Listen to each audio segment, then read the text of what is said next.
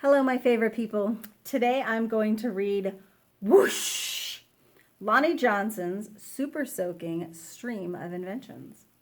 This is by Chris Barton, illustrated by Dawn Tate.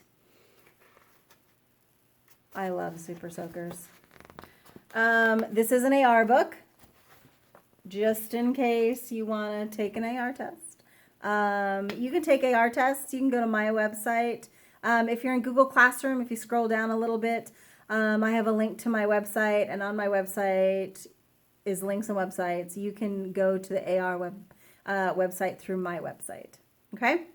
So, Whoosh, Lonnie Johnson's super soaking stream of inventions. Every day brought new challenge for young Lonnie Johnson. The challenge of finding space for his stuff. 6 Johnson kids were squeezed into their parents' small house in Mobile, Alabama. Lonnie would have loved a workshop of his own, but there just wasn't room. Nowhere to keep his rocket kits. Bamboo shooters, rubber band guns, erector set, go-kart engine, bolts and screws and other spare parts his dad let him bring in from the shed, and various other things he had hauled from the junkyard. Lonnie loved building and creating. Ideas for inventions just kept on flowing. I know some of you are just like this. He learned how to make rockets from scratch. Kids at school gathered to watch Lonnie launch them, and he learned how to make rocket fuel.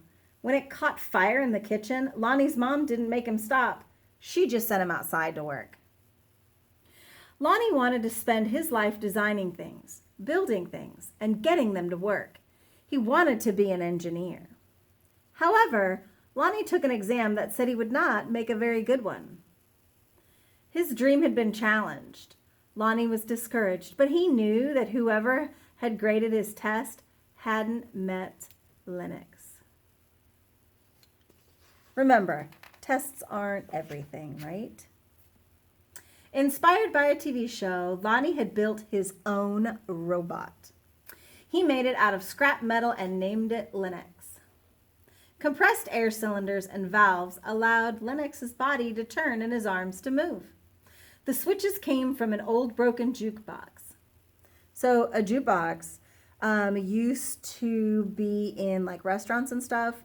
And what you would do is, if you wanted to listen to music, you would go up to this jukebox, right? And you would put in money, usually like a quarter, sometimes a dime, and a record would come out, whichever record you chose, right? So kind of think of it like a vending machine for music, right? I mean, you don't get the records, but the records play, right? So you put the money in, you choose your song, the record would drop down, and then it would play, okay? So he got the switches from an old jukebox. Lonnie used a tape recorder to program Linux, and as a bonus, the reels looked like eyes. Look at that. Lonnie wanted to enter his creation in the science fair, but he couldn't get the transmitter to work. Without it, Lonnie couldn't send commands to Linux. Science fairs came and went. Lonnie missed one and then another until he got an idea. Now, Lonnie may or may not have asked before he borrowed his little sister's walkie-talkie. Uh-oh. But it fixed the transmission issue. His school team took freshly finished Linux to the 1968 science fair at the University of Alabama, where only 5 years earlier, African-American students hadn't even been allowed. Now, 1968 was before I was born. Okay, I was born in 1971. He went to the science fair in 1968. Having to compete in a place that still wasn't very welcoming, now that was a challenge with a capital C. Against other schools from all over the state, Lonnie's team won first place. That's exciting. Soon Lonnie left home to go to college at Tuskegee Institute, where he stood out as a self-confident, insightful, creative thinker. He stood out as a student who asked the right questions, precisely defined the problems, and formulated solutions. And he stood out as the guy who built his own booming sound system out of cast-off electronics. It even had lights that flashed in sync with the beat. Sometimes Lonnie studied right in the middle of his own parties. The extra studying paid off. He became an engineer after graduation, and that took him beyond Alabama. Way beyond Alabama.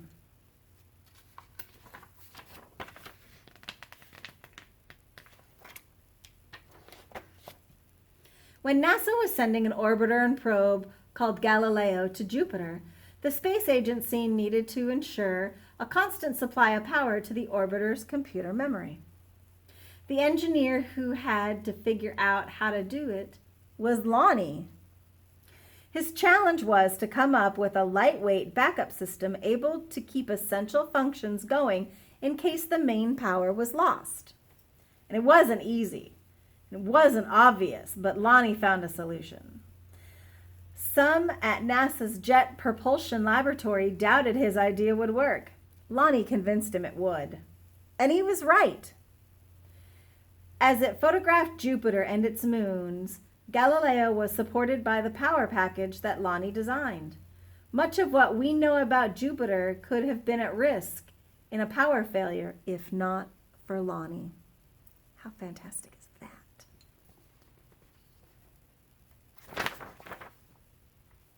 Ideas for other problems to solve just kept flowing. They flowed whether Lonnie was working with hundreds of people at NASA or up late tinkering with his own inventions in, finally, his own workshop. Lonnie knew the world's millions of refrigerators and air conditioners needed a new cooling system, one that did not use R12, a chemical that was bad for the environment. He had an idea for using water and air pressure instead. To test his idea, he made a pump and a nozzle, connected them to the bathroom faucet, turned on the faucet, turned on the pump, and then, what do you think happened? Let's find out. Whoosh! The stream that blasted across the bathroom was so powerful, it created a curtain-swirling breeze. It also gave Lonnie an idea for yet another invention. This, he thought, would make a great water gun. First, he had to find or make the parts, including a pump small enough for a child to handle. Then he had to glue the parts together into a prototype. A prototype is an early version with room for improvement. So when you build it, you can find the mistakes, right? Finally, Lonnie tested his strange-looking squirt gun at a picnic. "Does it really work?" asked a man. "Sure," said Lonnie. "Want to see?" Lonnie worked the pump, which squeezed air into a chamber. When he pulled the trigger, the air escaped, forcing water out with a whoosh. For a water battle to be a fair fight, there couldn't be just one of Lonnie's water guns. He needed to make more. So he went to a toy company, after toy company after toy company. Look, they're all telling him no. Ugh, can you imagine? The word no flowed again and again, but finally one company said yes, and it planned to make his water gun. Lonnie also had other projects, a water-propelled toy airplane, 2 kinds of engines, and his cooling system. He found investors to provide money for turning his ideas into products people could buy. He made a leap of faith, quit his job, and devoted himself to full-time inventing.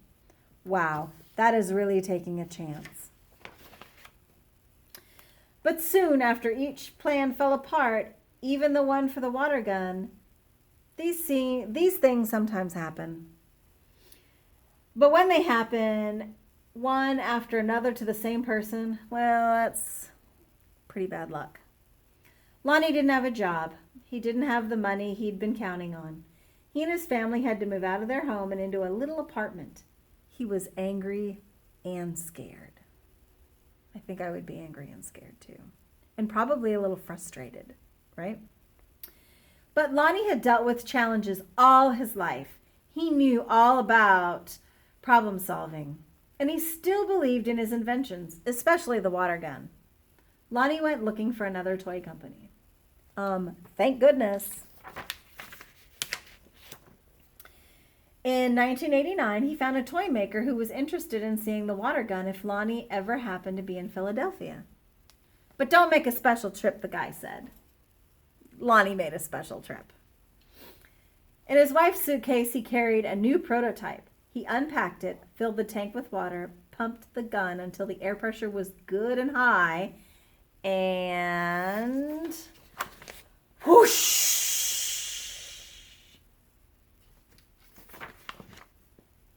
Kids everywhere agreed with that. Wow. Lonnie's water gun, called the Super Soaker, became a smash hit. In no time, there were Super Soakers in backyards and beaches, in parks, and on playgrounds. Each sale of the Super Soaker put a little money into Lonnie's pocket. All those hours, all those years that Lonnie spent in his workshop had paid off big time. Now he could afford to do just about anything he wanted. So what did Lonnie do? He got a bigger workshop, which is where you'll find him today, because facing challenges, solving problems, and building things are what Lonnie Johnson loves to do. And his ideas just keep flowing. I really like how he didn't give up, right? He had plenty of people tell him no. He had a bunch of companies tell him no, and then something happened, and he started losing money. He had to move from a big house into a little apartment, but he still kept going, and thank goodness, because today I like the Super Soaker. On the back, there's a quote, and it says, "I wanted to be an engineer before I knew what an engineer was. I was always curious to know how things worked inside." Lonnie Johnson. So, that was pretty fantastic. It's always important, right, not to give up, to always persevere, especially if you believe in something. So, I hope you enjoyed this book. Again, it's an AR book if you want to take a test on it. And until next time, don't forget to be awesome.